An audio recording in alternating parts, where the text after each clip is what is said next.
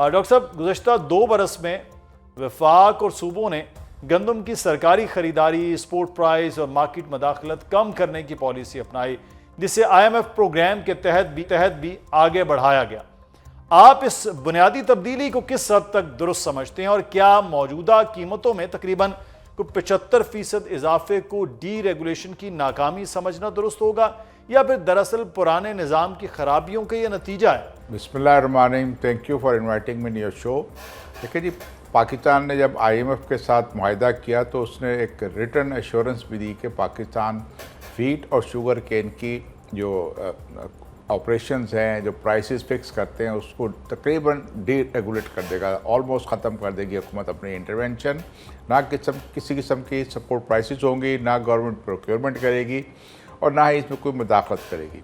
हुकूमत ने गन्ने की प्राइस की सपोर्ट प्राइस ख़त्म की। शुरू में आपने देखा कि गंदम की सपोर्ट प्राइस को भी ख़त्म किया था, लेकिन सुबह ने फिर भी उस पर लगाने की कोशिश की और फिर 1 साल जो है गंदम हुकूमतें ख़रीदी ही नहीं। तो ये उसका रीज़न नहीं है। एक हेल्दी इकॉनमी, एक हेल्दी मार्केट चलती है जब आपकी गवर्नमेंट जो है किसी किस्म की इंटरवेंशन ना करे और मार्केट को एक हेल्दी मार्केट जो है तमाम मार्केट की फोर्सेस के ज़रिए कंपटीशन करा के करे। जितनी अजनास की मुल्क में ज़रूरत होगी, किसान भी आज़ाद होगा, वो उतनी पैदावार देगा। आपको पता है कि जो हम पाकिस्तान में आज 5 मेजर हमारी क्रॉप हो गई हैं, पहले 4 हुआ करती थी। तो 4 और 5 क्रॉप में वाहिद एक है जो कॉटन की क्रॉप, जिसमें सबसे ज़्यादा वैल्यू एडिशन होती है। बाकी आप गंदम लें, आप राइस की पैडी ले लें, गन्ना ले लें। गंदम की प्राइस को अराउंड $200-250 पर टन की पैदावार है, जो कि पर एकड़ दुनिया में किसी भी फसल की पैदावार के हिसाब से जो उसकी जो प्राइस रखी गई है पर टन की, वो कम तरीन होती है। तो किसान को उसका फ़ायदा पहुंचता नहीं, जिस वजह से किसान अक्सर आपको देखते हैं कि मीडिया पे आके कहता है कि हमें लागत पूरी नहीं हो रही। उसके अंदर भी एक सच्चाई है, वज़न है, क्योंकि पाकिस्तान का जो ज़राई निज़ाम चल रहा है, उस ज़राई पैदावार को उगाने के लिए किसान को जो इनपुट की ज़रूरत होती है, डीजल से लेकर पेस्टिसाइड्स, फर्टिलाइज़र्स, फिर आपका जो है यहाँ तक कि सीड भी इंपोर्टेड आता है। जब आपकी इनपुट्स की जो कॉस्ट है वो बढ़ जाएगी तो किसान तो शोर मचाएगा कि उसको उसकी पैदावार की प्राइस नहीं मिल रही। तो उसके लिए बेहतर निज़ाम ये होता है कि हुकूमत साइड में हो जाए और प्राइवेट सेक्टर की तमाम फोर्सेस उसमें आ जाएं। लेकिन जो मैं कई सालों से कह रहा हूँ कि इनको तकरीबन डी रेगुलेट कर दिया जाए और सही जो इंटरनेशनल तरीका है डी रेगुलेशन का, उसके मुताबिक किया जाए तो आपको फ़ायदा किसान को भी होगा। जिस किसान को, जिसके पास फाइनेंशियल मसल इतने नहीं है, जिस किसान के पास मशीनरी अच्छी नहीं है या कुछ और वजह है, तो वो अच्छी महंगी फसलें उगाएगा और गंदम से वो तिल पे जाएगा, ऑयल सीड पे जाएगा, दालों पे जाएगा। तो वो मजबूर नहीं होगा कि मैं सिर्फ गंदम उगाऊं। डॉक्टर साहब, कंजम्पशन के ऊपर भी हम बात करते हैं कि फिर एक आम आदमी जो शहरों में, अर्बन एरिया में, कि हम अगर गंदम की कंजम्पशन पे जाते हैं, जी मुश्किल हो रही है। लेकिन मेरे डॉक्टर साहब आपसे सवाल है, पंजाब ने 2024 में सरकारी तौर पर गंदम की खरीदारी से बड़ी हद तक पीछे हटने के बाद 2026 में भी निजी शोबे के जरिए खरीदारी की तरफ कदम बढ़ाया है। आपके नज़दीक हुकूमत का किसान से बराह रास्त गंदम खरीदना ख़त्म करना क्यों ज़रूरी है और इस मॉडल में किसान को मुनासिब कीमत और सारिफ को मुनासिब कीमत कैसे यकीनी फिर बनाई जाएगी? क्योंकि अर्बन और रूरल में बड़ा ये एक इशू है कि आम आदमी उसको सस्ती गंदम और सस्ता आटा मिलेगा तो, वरना प्राइवेट सेक्टर आएगा तो वो फिर वही सूरत हाल होगी कि जो 10 रुपए का आलू वहाँ से चलता है वो एक आम आदमी के लिए यहाँ आकर 80 रुपए किलो में बिक रहा है। तो ये तो बहुत बड़ा फ़र्क आ जाएगा इसमें भी, जैसे चावल का भी हुआ। बात यह कि अगर आप इसको हिस्टोरिकली देखें तो गवर्नमेंट ने प्रोक्योरमेंट में वीट की को स्टार्ट किया था 60s के दौरान आई और सपोर्ट प्राइसेस का ये पॉलिसी लागू की गई थी। और उस वक्त लेके 2024 तक जब IMF के प्रोग्राम करने गए तो हुकूमत का जो है हर साल मुसलसल लॉस होता था कमोडिटीज़ में, और कमोडिटी ऑपोजिशन जिसके ज़रिए गवर्नमेंट बाय करती थी किसान से या फिर इंपोर्ट करती थी, वो 1000 अरब से ज़्यादा हो गया। तो फाइनेंशियल बर्डन हुकूमत के ऊपर आ गया था और हुकूमत के पास एफिशिएंट स्टोरेज भी नहीं थी, खुले आसमान में गंदम रखी जाती थी।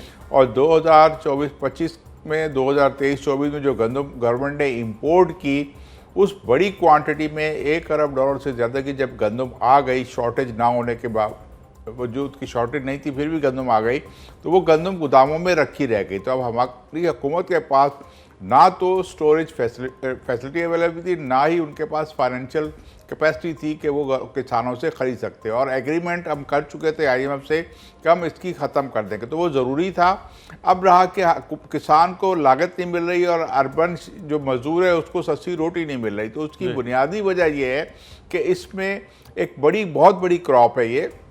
और 2024-25 का डेटा आप उठा के देख लें, इकोनॉमिक रिपोर्ट सर्वे रिपोर्ट पढ़ें, उस वक्त गंदम की पर कैपिटा कंजम्पशन कम होकर 80 किलो हो गई थी, जो आपने हालिया दिनों में देखा होगा। एक लॉबी इसके लिए बड़ा शोर कर रही थी कि 124 किलो पर कैपिटा कंजम्पशन है।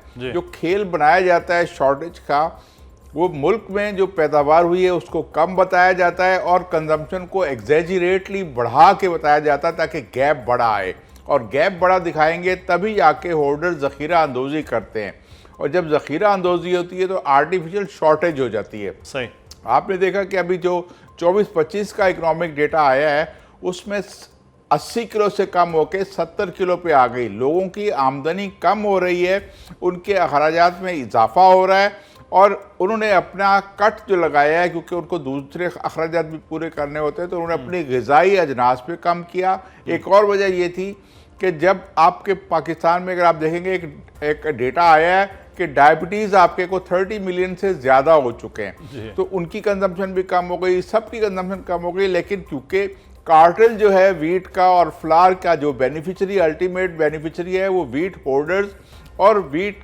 को जो ग्राइंड करते हैं वो होते हैं। सही। वो इन्होंने एक हाइप क्रिएट की कि मुल्क में पैदावार कम है, जबकि इकोनॉमिक डेटा देखें तो आपकी इकोनॉमिक सर्वे रिपोर्ट कहती है 4.3% आपकी गंदम बढ़ी है और 29.605 आर्टिफिशियली ये एक जो है ना सफिशिएंट स्टॉक है, प्रोपेगेट किया गया पता था कि जो चीज़ें इस तरह से हुई। लेकिन डॉक्टर साहब, मौजूदा सूरत हाल में अगर हम बात कर लेते हैं कि इस वक्त वफाक 10 लाख मीट्रिक टन गंदम दरामद करना चाहता है, लेकिन पंजाब और सिंध कह रहे हैं कि उन्हें दरामदी गंदम की बजाय वफाकी ज़खायर से गंदम चाहिए।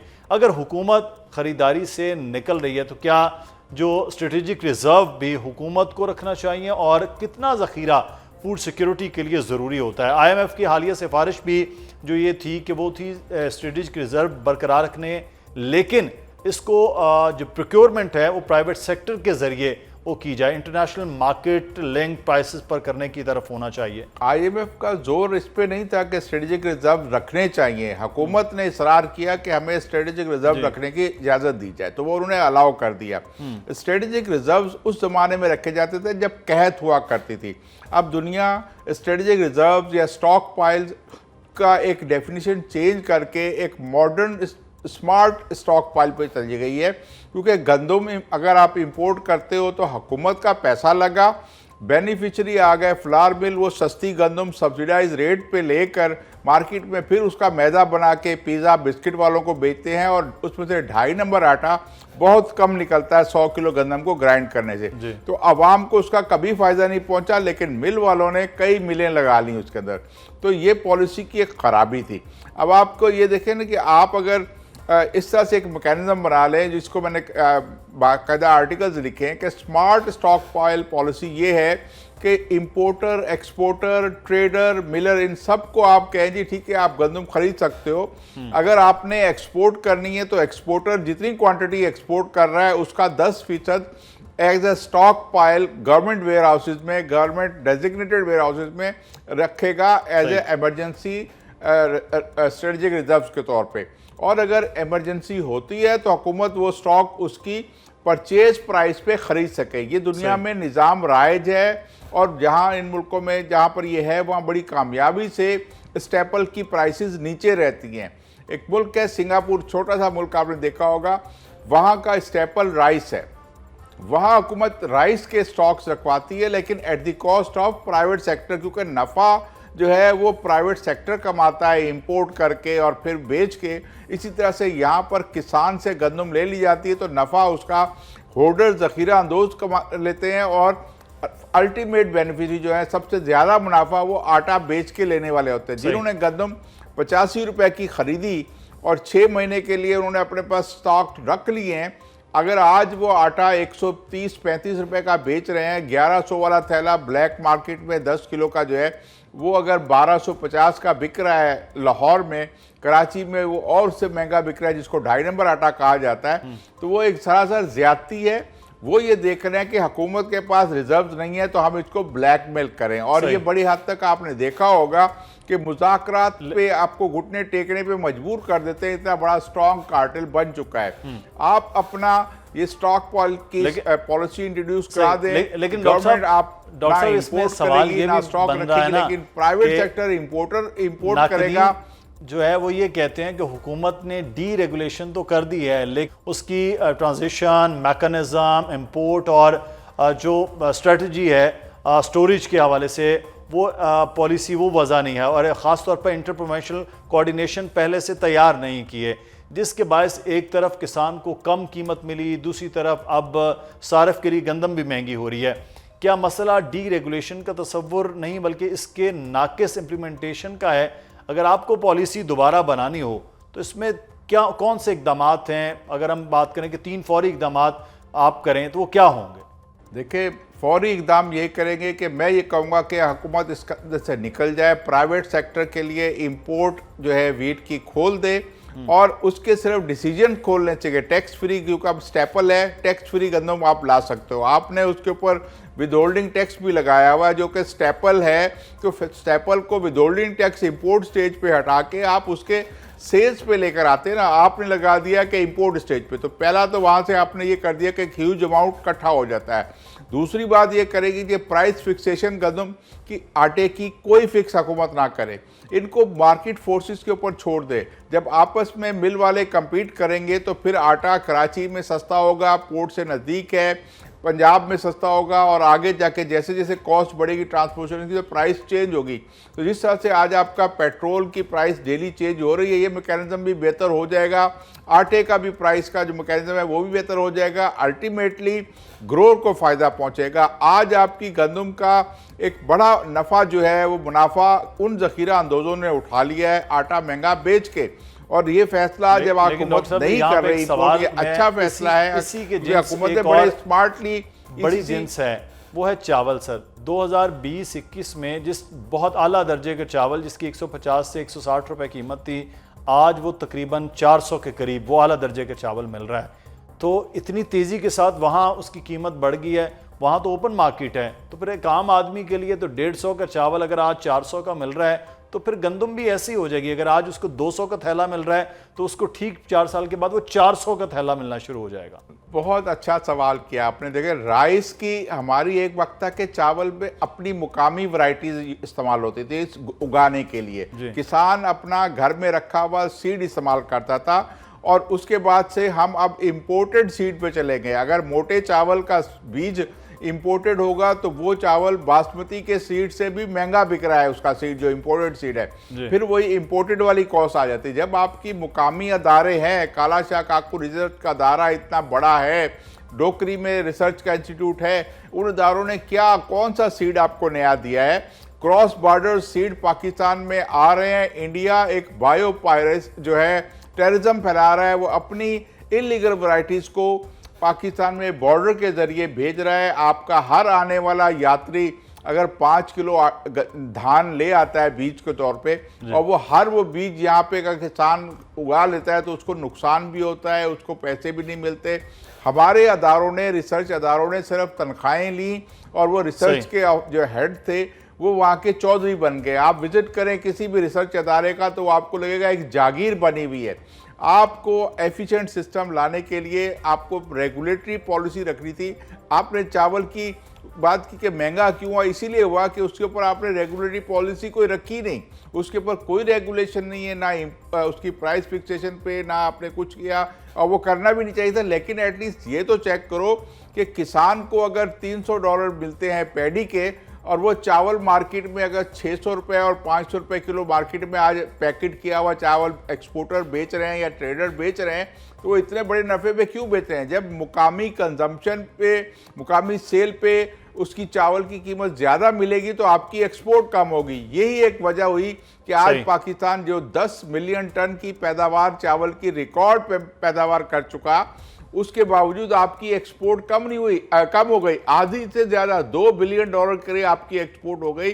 तो ये कम ही क्यों हुई कि वो चावल ज़ख़ीरा अंदोज धान ले लेते हैं, धान से चावल बनता है, बिल्कुल धान को स्टॉक करते हैं, चावल को स्टॉक करते हैं। आपने मुल्क में होर्डिंग का ऑर्डिनेंस के जरिए कंट्रोल करने की कोशिश की। आप उसको अगर सिस्टम ये रखते कि दुनिया में कहीं भी नहीं होता कि कोई ज़ख़ीरा अंदोज़ी स्टेपल फूड की करे, पाकिस्तान वाहिद वो मुल्क है जहाँ पर हर खाने वाली किचन स्टेपल को ज़ख़ीरा अंदोज़ी करते हैं। आपके मतलब जो चावल, आप डॉक्टर साहब जो आप कह रहे हैं कि जो हुकूमत का काम था आपका कोई भी, यहाँ तक कि डीरेगुलेशन आपका से लाल निकलना शरबत, चाहिए था, लेकिन जो स्टेप हुकूमत को करने चाहिए उसकी बजाय वो इधर इन मामलात में वो आ रहे थे।